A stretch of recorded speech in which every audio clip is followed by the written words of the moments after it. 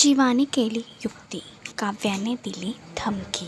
लग्नानंतर होईलच प्रेम ही मालिका खूप कमी वेळातच प्रेक्षकांची आवडती मालिका बनली आहे. या मालिकेतील काव्या आणि पार्थ यांच्या जोडीची नेहमी चर्चा असते. यातच आता मालिकेच्या अपकमिंग ट्रॅकमध्ये नंदिनीचं मन जिंकण्यासाठी जीवा तिला घरकामामध्ये मदत करत आहे.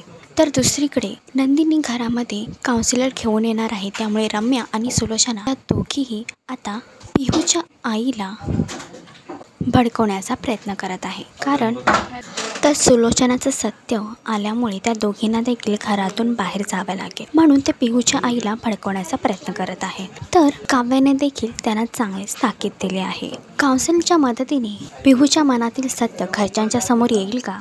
जीवाचा हा प्रयत्न ठरेल का त्यांच्या नात्याचा गोडवा? हे बघण्यासाठी लग्नानंतर होईलच प्रेम ही मालिका नक्की बघा आणि अशीच अपडेट बघण्यासाठी तुम्ही आमचं channel Tellychakkar regional like, share आणि सबस्क्राईब करा.